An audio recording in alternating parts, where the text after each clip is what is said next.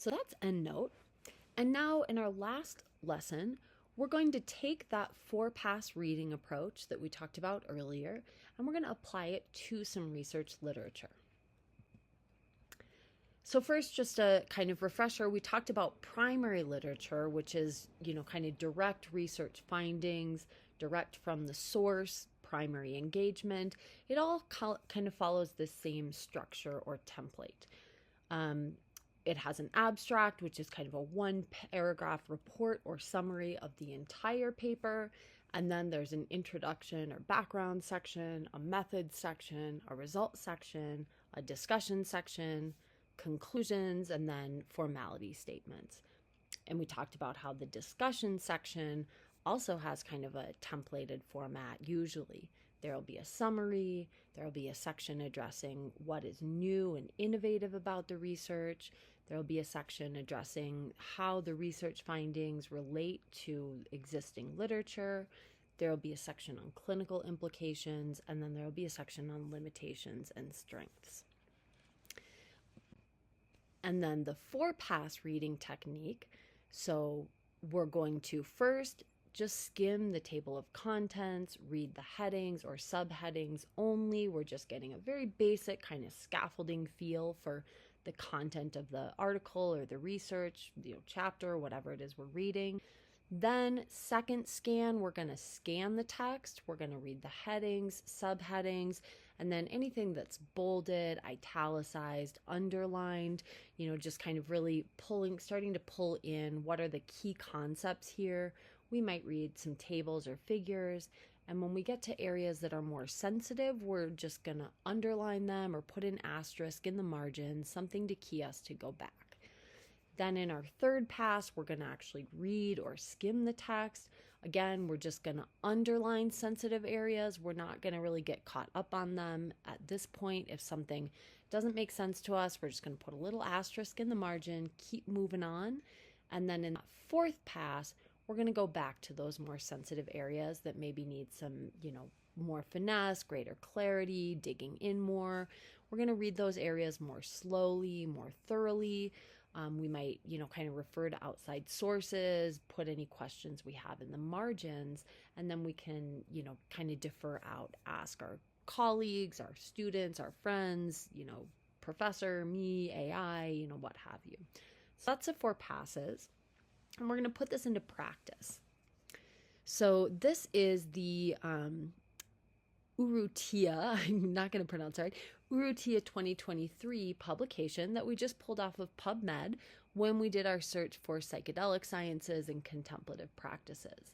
So the title of this publication, Psychedelic Science, Contemplative Practices, and Indigenous and Other Traditional Knowledge Systems Towards Integrative Community-Based Approaches in Global Health. So here we've got the abstract, which again is going to be like our 1-paragraph summary of the whole paper. And I've kind of just highlighted it here a little bit larger. So as individuals and communities around the world confront mounting physical, psychological, and social threats, 3 complementary mind, body, spirit pathways towards health, wellness, and human flourishing remain underappreciated within conventional practice among the biomedical, public health, and policy communities. This paper reviews literature on psychedelic science, contemplative practices, and indigenous and other traditional knowledge systems to make the case that combining them in integrative models of care delivered through community-based approaches backed by strong and accountable health systems could prove transformative for global health. I'm just going to pause. That is those are 2 really long sentences, but we can kind of get the gist, right? We're seeing increased rates of physical negative health outcomes, negative psychological health issues. And as these, kind of problems are increasing from a global health perspective, there are these 3 complementary mind, body, spirit pathways that are being underused, under-researched, potentially underappreciated.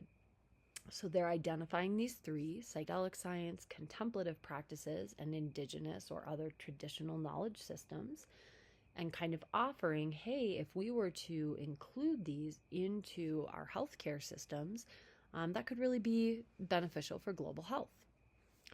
So then moving forward, both contemplative practices and certain psychedelic substances reliably induce self-transcendent experiences that can generate positive effects on health, well-being, and pro-social behavior, and combining them appears to have synergistic effects. Traditional knowledge systems can be rich sources of ethnobotanical expertise and repertoires of time-tested practices. As a decolonized agenda for psychedelic research and practice involves engaging with the stewards of such traditional knowledges in collaborative ways to co-develop evidence-based models of integrative care accessible to the members of these very same communities. Going forward, health systems could consider indigenous and other traditional healers or spiritual guides as stakeholders in the design, implementation, and evaluation of community-based approaches for safely scaling up access to effective psychedelic treatments. So that's the abstract. We're noticing again on PubMed that this article is free, so we can come up here, click the little link to get the full text. That'll take us to the publisher's website. We'll click the PDF button, and that's going to give us the full PDF. So here we've got the full PDF. In Canvas, you can click, there'll be a little link next to this lesson where you can access a full PDF if you like. I've kind of highlighted a few relevant pieces of the abstract here, and we'll just kind of do a 4-pass reading through this together so you can get a feel of what this is like. So we're going to start by reading the title. We're noticing, okay, this article is going to be about psychedelic science, contemplative practices, and indigenous or other traditional knowledge systems. And what specifically about these three things? We're kind of looking towards integrating them in a community-based approach of global health. Okay, got it. And then we're going to read the abstract, which we've already done. The three things that I might pull out are the number 3, psychedelic sciences, contemplative practices, and indigenous and other traditional knowledge systems. Then we're noting there's an introduction. We're just going to scan. Then we're going to read the header, 3 mind-body-spirit pathways towards community-based models of integrative care. So kind of reinforcing what we already read in the abstract. There's a subheader here, psychedelic science. There's a glossary of terms. We're not going to read that yet. We're just going to keep going. We're going to ignore this glossary of terms for now. So we've got our first heading, 3 mind-body-spirit pathways, psychedelic science, then contemplative practices, then indigenous and other traditional and knowledge systems. So it kind of makes a lot of sense so far, the way that the paper is organized. There's another table here. We're not going to read that yet. We're just going to keep moving on. And then we've got a section here on integrative models of community-based approaches. Moving on, a health system response for suitable development, psychedelic policy, conclusions, a roadmap for a global public health research and practice agenda, and recommendations. Then we've got our disclosure statement and references. Sorry, I went through that a little bit quickly. So I just kind of put this together in a little Word document for us. We've got our title, abstract, introduction. There's a glossary of terms we haven't read yet. Then a second section, 3 mind-body-spirit pathways towards community-based models of integrative care. We've got subsections for psychedelic science, contemplative practices, indigenous and other traditional and knowledge systems. And then we've got some sections, integrative models of community-based approaches, a health system response for sustained development, drug policy, and a roadmap, conclusions with recommendations, and then our disclosure statements. So as we're just even reading through this outline, we might notice that there's maybe one part of this that really interests us. Maybe we're really curious what they have to say about contemplative practices and how contemplative practices might be integrated into psychedelic science, or how indigenous practices might be integrated into psychedelic science. So we already know down the line, how to kind of navigate this document. So that's our first pass. Now we're going to do our second pass. We've kind of noticed our headers. Now we're just going to look for anything filling in the gaps here, any terminology that's bolded, italicized, underlined. And we're not really seeing any in the first 2 pages, but we are now going to stop and read this glossary of terms. So table 2, selected psychedelic compounds currently under clinical investigation. Description, uses, effects, risks, and indications for which there is promising preliminary evidence.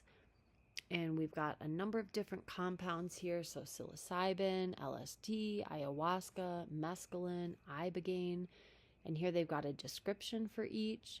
Then they've got historical, traditional, and present day uses, main effects and acute or long-term risks here, and then indications with promising evidence. So kind of what they're used for or in the context of.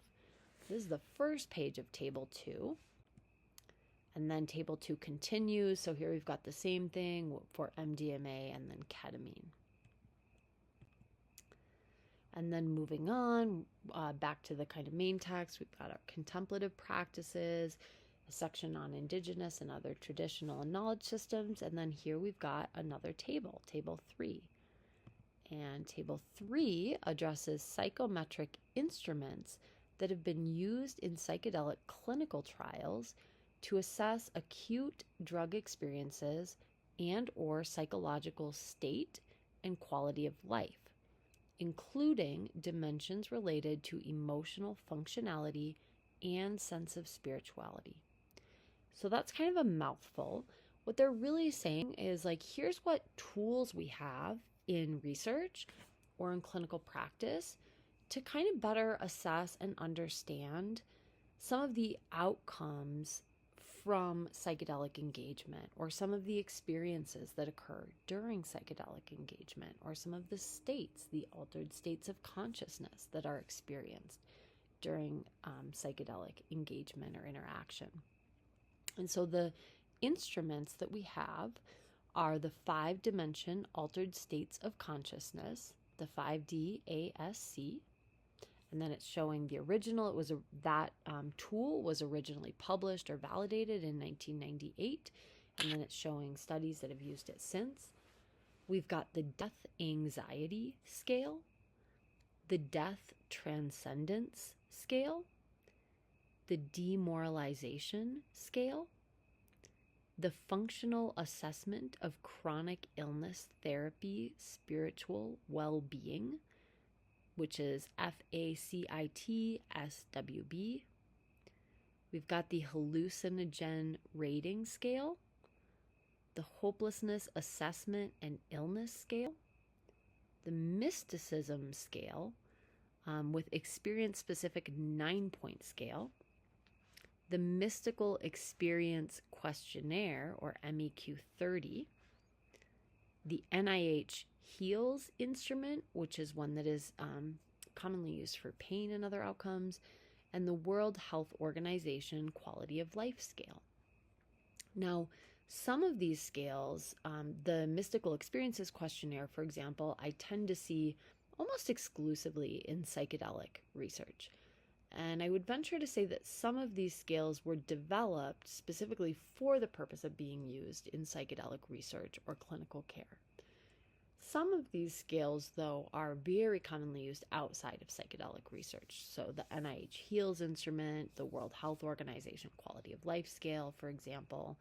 So I'm just kind of noting that as I read it, that this is kind of a mix of psychometric instruments. Some seem to be a little specific to psychedelics, to psychedelic science, and some seem to be more broad.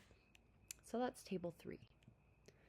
And then moving along, we've got this section on integrative models of community-based approaches, And then these are just the same headers that we've already read. So a health system response for sustainable development, psychedelic drug policy, conclusions, a roadmap for a global public health research and practice agenda, some recommendations they're offering, and then the disclosure statements, funding, and a whole bunch of references. So now we can go back to our outline and maybe we fill in some of the tables here. So I've added in table 1, glossary of terms, table 2, kind of selected compounds, table 3, psychometric instruments.